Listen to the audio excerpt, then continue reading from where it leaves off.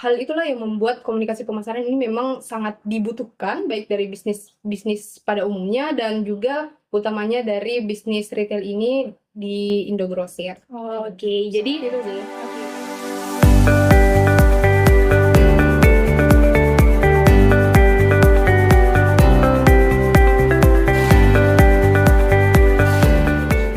Assalamualaikum warahmatullahi wabarakatuh. Kembali lagi di podcast Mr. Koronis, komunikasi romantis dan humanis.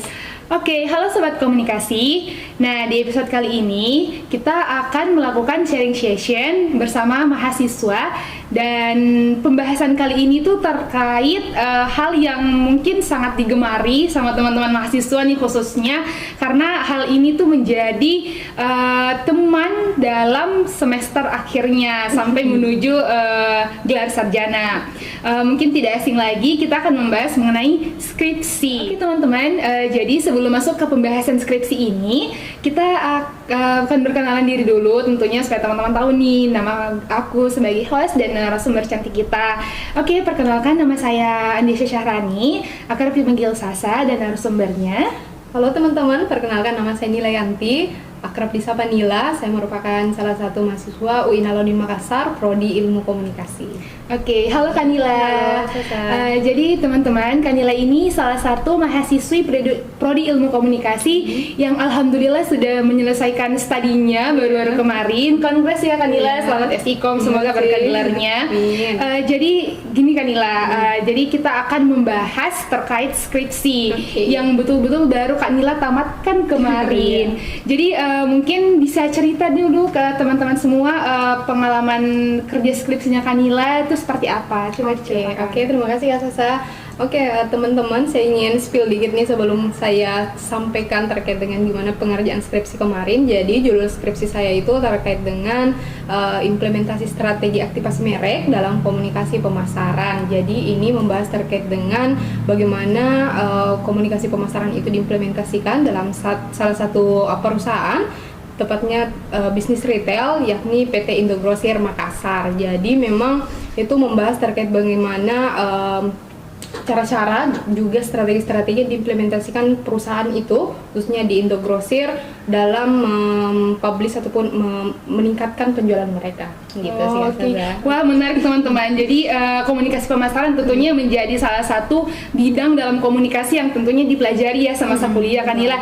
Dan Kanila mengambil tempat penelitian di Indogrosir, yang dimana mungkin tidak awam ya untuk teman-teman khususnya daerah Makassar, yang dimana tempat menjual barang-barang yang super murah, tapi sayangnya jauh sekali Kanila.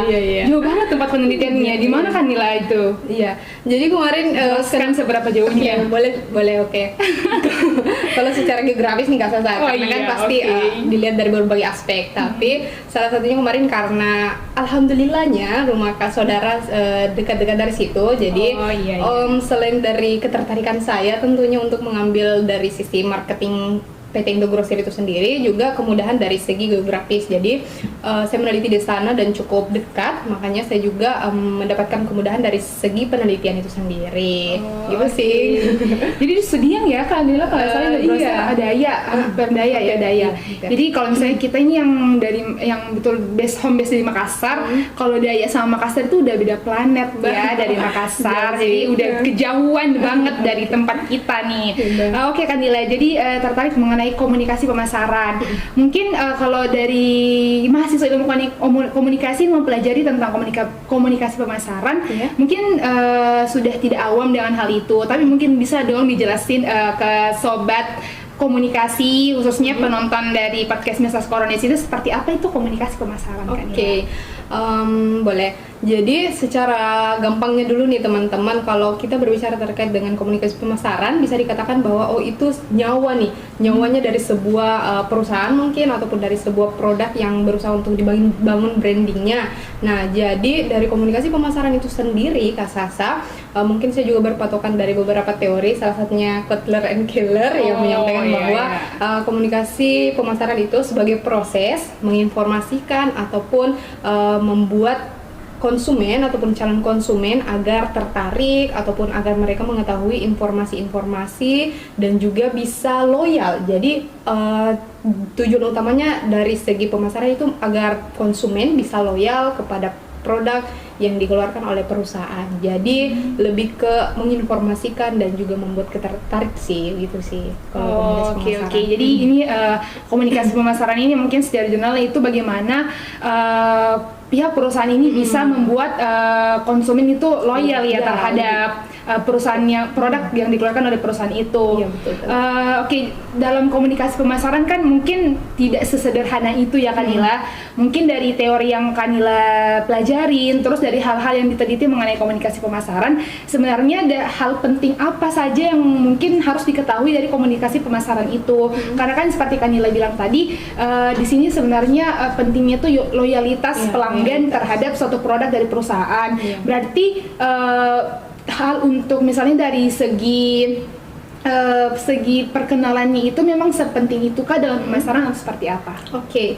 Kalau hal yang bisa dikatakan mendasar ya, oke. Kalau terkait dengan hal itu, Kak Sasa mungkin yang paling urgensi menurut saya dan setelah saya melakukan penelitian itu memang dari segi targetnya ataupun mereka, misal perusahaan ini harus mengetahui bahwa target saya ini pelaku UMKM misalnya, ataupun yang kedua adalah bagaimana cara mereka menyampaikan informasi itu, membuat masyarakat lebih aware terhadap produk mereka. Jadi sesimpel biasanya kan orang-orang bicara terkait dengan komunikasi pemasaran itu iklan aja nih, atau mungkin mereka membahas komunikasi pemasaran itu mungkin kayak cara-cara sebar-sebar pamflet aja, tapi ternyata luas Kakak Sasa. Jadi banyak hal-hal yang di dalamnya, termasuk itu strategi aktivasi merek itu sendiri, karena memang yang ingin dicari, yang ingin dibuktikan dan ingin dicapai melalui komunikasi pemasaran ini adalah bagaimana mereka mampu untuk menggait konsumen, calon konsumen tentunya, dan mereka bisa loyal, seloyal-loyalnya kepada perusahaan itu sendiri. Dan ya dari segi cara penyampaiannya mungkin ataupun mungkin strategi yang mereka implementasikan dan mungkin konsistensinya, dan hal itulah yang membuat komunikasi pemasaran ini memang sangat dibutuhkan baik dari bisnis pada umumnya dan juga utamanya dari bisnis retail ini di Indogrosir. Jadi itu deh. Kanila. Jadi mungkin dalam komunikasi pemasaran itu yang penting tadi yang seperti Kanila sebutkan itu bagaimana strateginya, bagaimana penyampaiannya terhadap konsumen, terus bagaimana konsistensinya. Karena saya ini ya Kak sebagai pengguna suatu produk, tentu kalau misalnya kita tidak tahu bagaimana perkembangan dari suatu produk, ya kita tentunya akan molem aja di situ. Pasti kita lebih tertarik sama produk yang bisa dipasarkan lebih menarik, entah itu dari segi ingredients atau packaging yang berubah terus dipasarkan secara meluas, mungkin kita bisa lebih tertarik tentunya ya. Mungkin kalau selain itu Kak, apakah ada prinsip lain yang bisa diketahui dari komunikasi pemasaran ini? Oke, kalau terkait dengan prinsip-prinsipnya mungkin ini udah umum sih, general pasti digunakan, apalagi dari pelaku bisnis ataupun para pelaku lah ceritanya ya. Mungkin tidak jauh-jauh dari 4P sih biasanya: produk, price, place, kemudian promotion.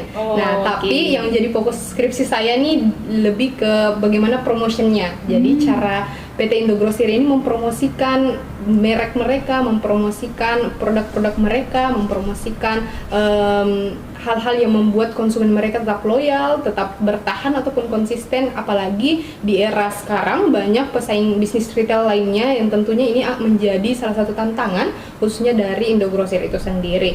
Jadi cakupannya lebih ke itu sih, 4 tadi yang menjadi fokusnya. Jadi bagaimana produknya, misalnya tadi kan yang pertama produk, ketersediaan produknya apakah sesuai dengan yang dibutuhkan masyarakat, apalagi di PT Indogrosir ini memang dia membuat ataupun menggunakan beberapa cara, salah satunya itu bermitra dengan pelaku UMKM. Jadi dia berusaha menggait mitranya nih melalui barang-barang mereka. Jadi mereka pasok barangnya, kemudian diberikan berbagai macam lebih ke keuntungan untuk membuat mereka menarik. Jadi mungkin saya bisa spill dikit juga, di PT Indogrosir ini ada yang namanya program point. Nah, program point ini juga yang menjadi salah satu ketertarikan nih bagi UMKM, karena ketika mereka berbelanja sebegitu banyaknya, apalagi sebagai penjual ceritanya ya, mereka akan mendapatkan poin nih. Terus poinnya itu akan ditukarkan dengan produk yang ini tentunya kan kita sebagai konsumen, wah saya dapat gratisan nih, wah ini untung banget buat saya, apalagi sebagai pelaku bisnis kan yang dicari itu dari segi keuntungan pasti tidak jauh-jauh dari situ. Jadi mereka menawarkan hal itu, jadi program ini akan membuat mereka lebih tertarik lagi berbelanja karena mendapatkan produk-produk itu sendiri. Nah kemudian yang kedua dari segi place-nya, tempatnya memang kalau kita katakan kalau dari Samata atau ini dasar itu kan home base-nya Samata ya. Samata. Itu kan jauh banget tuh. Bisa dikatakan hampir sejaman sih kalau dari sini. Lumayan. Iya, lumayan. Tapi kan kalau dilihat dari posisi strategisnya, PT Indogrosir itu berada di pusat kota. Jadi kan berada di Jalan Perintis. Jalan Perintis. Jadi memang posisinya yang strategis, baik dari atas bisa dikatakan Makassar dan sebagainya, Goa dan lainnya, kemudian bagian bawah juga Pangkep Baru dan sebagainya, dan saya rasa itu juga membuat mereka tertarik. Apalagi kalau sebagai pelaku UMKM untuk membeli barang yang begitu banyak, mereka pasti membutuhkan misal fasilitas, dan mereka tawarkan salah satu melalui aplikasi juga, aplikasi online, dan ini bisa membuat mereka memberikan pelayanan dari segi pengantaran barang. Jadi itu juga yang menjadi salah satu hal yang membuat konsumen ataupun calon konsumen menjadi loyal, karena dari segi keuntungan sih ya. Kalau bisa dikatakan ya. Oke, menarik. Saya baru tahu loh jujur Kanila sebagai yang udah lama tinggal di Makassar. Saya sebenarnya jarang ke Indogrosir karena lagi-lagi ya maaf ya teman-teman sobat Indogrosir kejauhan dari domisili saya. Jadi yang tadi Kanila jelaskan mengenai bagaimana strategi komunikasi pemasaran, khususnya pemasaran yang dilakukan PT Indogrosir ini untuk memasarkan produk-produk mereka. Nah kan kalau Indogrosir itu kan Kanila dia produknya campur ya dari berbagai brand perusahaan yang bekerja sama Indogrosir untuk dijualkan kembali produk-produknya. Nah terus tadi Kanila bilang salah satu strateginya tuh yang menggait UMKM untuk memasok bahan-bahan pangan yang dari Indogrosir ke mereka, terus memberikan diskon dengan kami itu supaya mereka dapat poin, terus lebih murah pembelanjaannya. Ya secara umum lah ya seperti market-market pada umumnya yang memberikan diskon seperti itu. Nah kan selain dari menggait UMKM nih Kanila, dari segi pemasaran apa saja sih yang dilakukan dari PT Indogrosir ini? Kan tidak semua nih ya, mungkin pelanggan dari Indogrosir ini pelaku UMKM, mungkin dari ibu-ibu rumah tangga atau calon ibu rumah tangga atau yang masih remaja nih kayak kita. Sebenarnya bentuk pengenalannya itu selain dari penggait UMKM itu seperti apa? Nah tadi mungkin yang Kanila jelaskan ternyata ada ya aplikasinya. Ada. Jadi sebenarnya ada aplikasinya namanya apa? Indogrosir. Klik Indogrosir. Klik Indogrosir. Kita bisa diakses. Mungkin bisa dijelaskan nih Kanila karena itu mungkin menjadi hal yang baru mungkin ya. Mungkin dijelaskan. Oke, terima kasih banyak sebelumnya. Mungkin saya spill lagi dikit nih biar lebih tahu. Jadi teman-teman, jadi selain dari aplikasi itu ada juga salah satu program yang saya rasa ini juga mungkin yang diunggulkan dari Indogrosir itu sendiri. Jadi namanya program member. Member. Mungkin saya rasa teman-teman tahu bagaimana program member secara luas, tapi kalau di Indogrosir itu dia berusaha menggait selain bekerja sama dengan UMKM bermitra, kemudian menggunakan aplikasi Klik Indogrosirnya. Jadi mereka berusaha untuk menarik pelanggan ataupun calon konsumen melalui program member ini. Jadi program member ini terdapat 3 tingkatan nih, mulai dari tingkatan merah, member biru, dan platinum. Nah, pertama itu member merah Kak Sasa. Jadi tadi pertanyaannya kan gimana kalau misal bukan pelaku UMKM ataupun sebagai ibu rumah tangga. Nah, biasanya ibu rumah tangga itu membeli barang nggak terlalu banyak sesuai dengan kebutuhan mereka. Misal 2 atau 3 kali sebulan nih berbelanja. Kemudian mereka akan ditawarkan untuk bergabung menjadi member merah. Biasanya ketika mereka sudah bergabung menjadi member merah, mereka akan diberikan penawaran melalui WhatsApp misalnya, ataupun diberikan informasi-informasi terkait dengan harga-harga barang yang biasanya disampaikan. Dan salah satu keuntungannya ketika menjadi member itu juga misal informasi, dari segi informasi kegiatan-kegiatan yang akan dilakukan oleh Indogrosir. Misalnya mereka akan melakukan family gathering ataupun mungkin lebih ke event-event. Kayak kemarin sebelum saya penelitian itu ada lomba merangkak yang diadakan untuk ibu-ibu nih, apalagi yang udah punya anak. Jadi mereka excited. Lombanya itu di Indogrosirnya di Indogrosir. atau? Di Indogrosirnya. Iya. Jadi mereka semangatnya nih, wah anak kasih maju deh anak gue. Jadi Gue sayang banget saya nggak ikut ya, saya nggak tahu informasinya tuh Kanila. Ya bener banget Kak Sasa. Jadi mereka ikutkan anak mereka, terus mereka diberi hampers, diberikan informasi-informasi, oh ini ibu kita akan adakan diskon begini-begini, dan itu juga membuat mereka menarik sih kalau dari segi membernya. Kemudian yang kedua adalah member biru. Nah ini lebih di atas dibandingkan member merah nih. Tapi dari segi kuantitas perbelanjaan biasanya mereka kan ditingkatkan sesuai dengan banyak perbelanjaan dan juga loyalitasnya. Jadi lagi-lagi ke loyalitas sih. Seberapa loyal kamu, maka kamu akan terus meningkat nih dari segi membernya. Jadi dan yang paling tinggi adalah member platinum. Nah ini bisa dikatakan sebagai raja konsumennya nih dari PT Indogrosir aja. Yang sering banget belanja di Indogrosir ya. Dan memang jumlah perbelanjaannya itu banyak dan sangat loyal kepada Indogrosir. Jadi diberikan privilege mungkin dari segi undian, karena biasanya Indogrosir juga mengadakan undian motor ataupun hadiah mobil. Jadi mereka diberi kesempatan untuk lebih besar agar mendapatkan undian itu. Oke, Kanila. Jadi kalau untuk member platinum itu kalau mendengar dari penjelasan Kanila dari merah, biru, terus platinum, mungkin kalau platinum itu lebih ke konsumen yang UMKM kali ya, yang pembelanjaannya banyak, atau misalnya memang para Crazy Rich Makassar kalau mau bagi-bagi sembako mungkin dalam jumlah pembelanjaan yang banyak, mungkin termasuk kali ya member platinum. Oh iya, terus Kanila saya juga tertarik. Jadi tidak hanya beberapa fasilitas yang disediakan oleh Indogrosir, ada juga fasilitas yang diantarkan barangnya ya. Itu sudah include kah dengan member yang sudah tersedia, atau ada lagi pembayaran lainnya gitu dari pengantaran barang itu? Oke. Kalau include tidaknya sih ini berdasarkan narasumber saya ya. Jadi kemarin sempat saya tanyakan apakah include tidaknya, tapi ya secara gamblang itu nggak di-spill nih. Tapi memang disampaikan bahwa ini diberikan untuk mereka yang mau misal mau dibantu. Kan banyak juga pelaku UMKM ataupun konsumen yang menggunakan fasilitasnya sendiri, kayak bawa mobil sendiri. Betul. Jadi itu diberikan ataupun disediakan kepada mereka-mereka yang memang merasa butuh sih. Oh, jadi opsional aja opsional ya? aja. Bener-bener. Lebih ke itu sih sebenarnya. Tapi kalau dari aplikasi Indogrosir dengan member tadi berbeda, karena memang fokusnya, targetnya juga berbeda. Karena member itu lebih ke bagaimana melihat kuantitas jumlah interaksi dan juga kebutuhan barangnya. Jadi mau tidak mau ketika kita sudah banyak mengeluarkan dan kita ditarik untuk jadi member, itu kan lebih untung ke kita nih. Nah, tapi kalau ke penggunaan aplikasi Klik Indogrosir itu lebih ke opsional tadi sih, lebih ke fasilitas, mau tidaknya kamu itu terserah, nggak dituntut. Oke. Jadi untuk masalah komunikasi pemasaran ini sendiri dari PT Indogrosir, kan kalau untuk pemasarannya tentu ada pelakunya dong dari PT Indogrosir itu sendiri.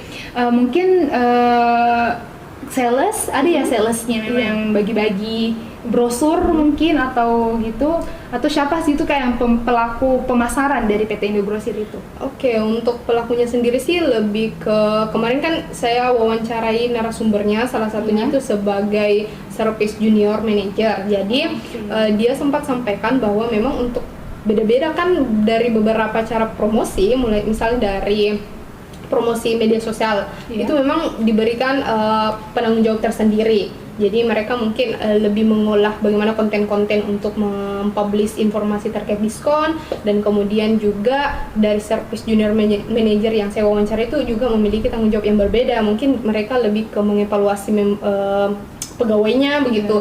Jadi memang sih nggak ada rules yang begitu gamblang disampaikan. Jadi hanya sekedar menyampaikan bahwa ini mereka tetap diberi tanggung jawab seperti sales marketing, dan mungkin bisa saja biasanya mereka seperti double job gitu.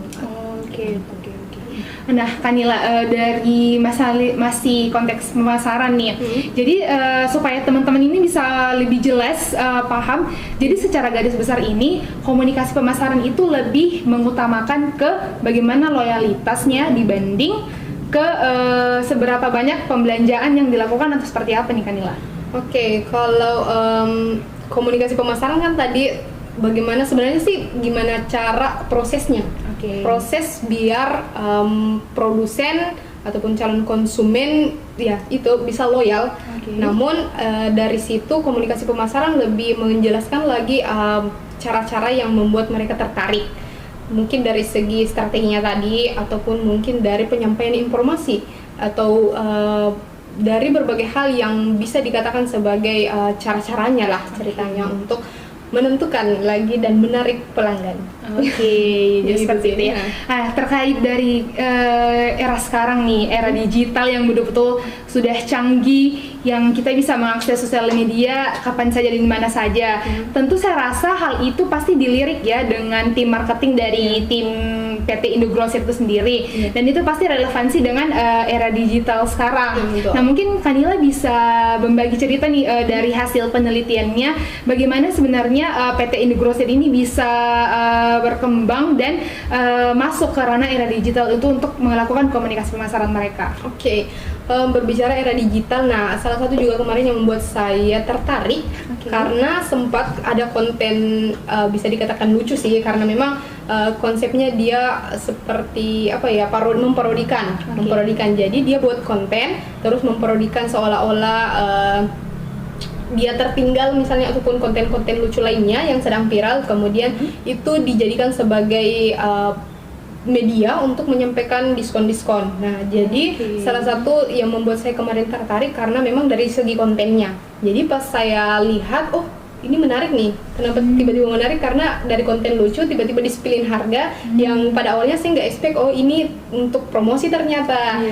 Kirain mau spill konten lucu aja gitu. Tapi ternyata dari situ memang mereka berusaha untuk mendekati konsumen melalui media digital, TikTok, Instagram, dan juga WhatsApp sih. Jadi aktif ya, Indogrosir ini menggunakan sosial media. Aktif. Utamanya untuk konten-konten lucu sih, lebih ke mereka adaptasikan konten-konten itu kemudian sebagai medianya untuk menyampaikan diskon-diskon harga. Seperti itu sih kata.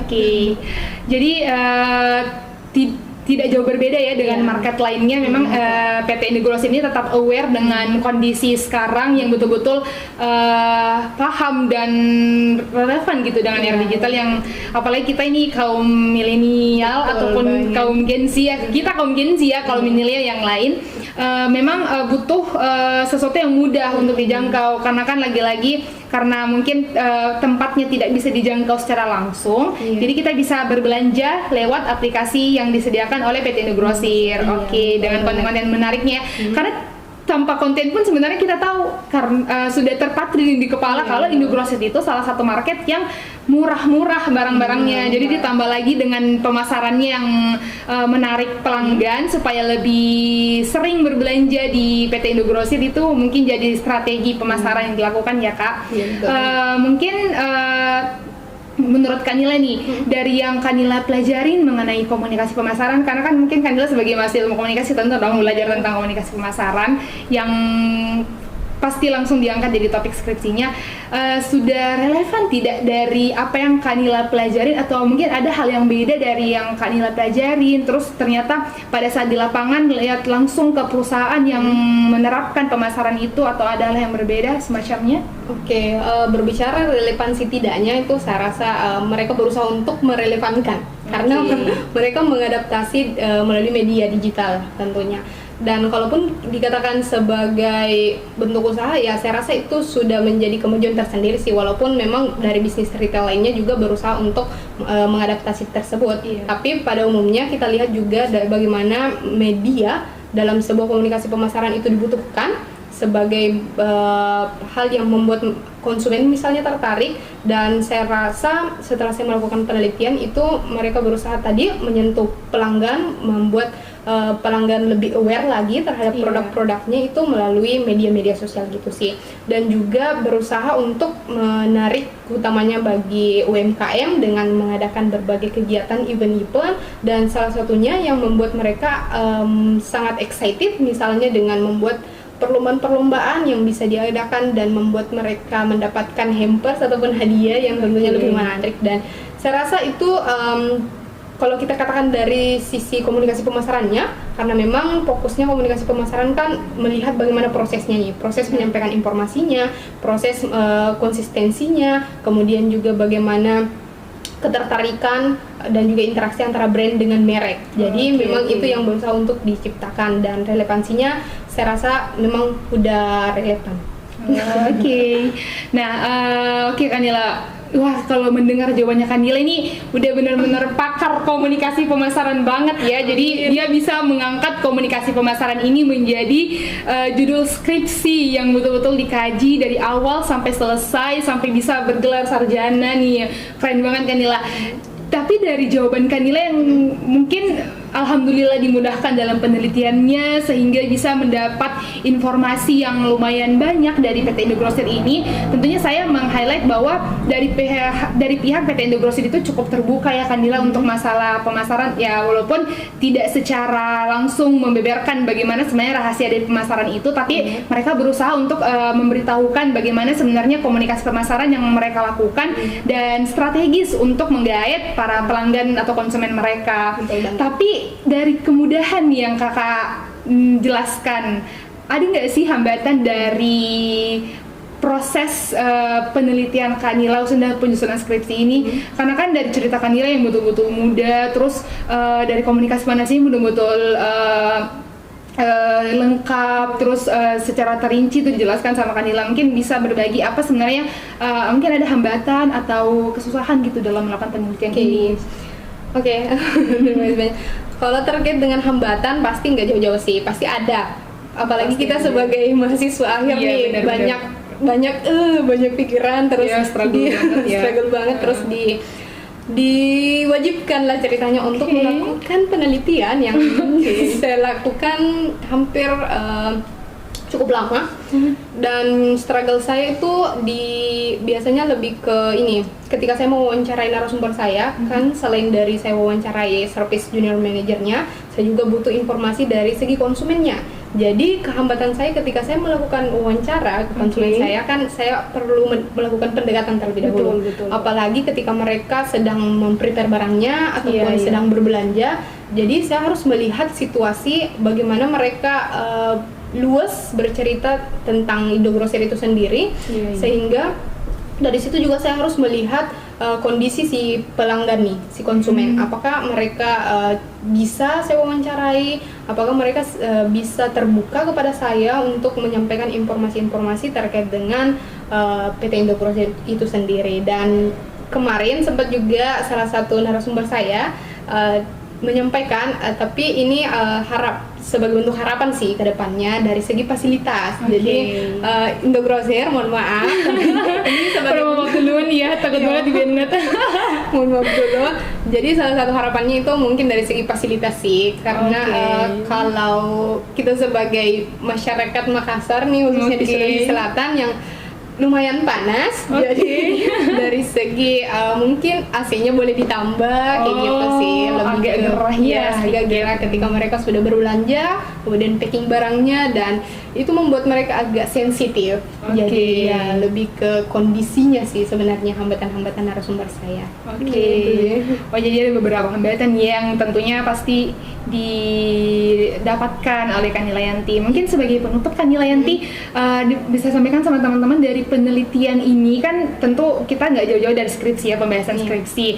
Nah dari bagian terakhir itu kan ada namanya implikasi penelitian. Nah mungkin Kanila Yanti bisa menjelaskan terkait implikasi penelitian dari skripsinya. Mungkin mungkin implikasinya saya spill dikit dari berbagai hal yang telah saya jelaskan tadi Kak Sasa, terkait dengan komunikasi pemasaran itu bagaimana sebenarnya konsumen itu bisa lebih mengetahui lagi kalau secara teoritis bisa dikatakan ini proses komunikasinya PT Indogrosir. Jadi mereka lebih sadar terkait dengan informasi-informasinya, ataupun dari segi pengetahuannya, insightfulnya. Jadi memang fokus saya adalah bagaimana mereka mengetahui terkait dengan gimana sih proses-proses komunikasi ataupun proses informasi dari sebuah perusahaan. Pasti juga mereka butuh insight agar nggak mudah diprovokasi misalnya, ataupun nggak mudah di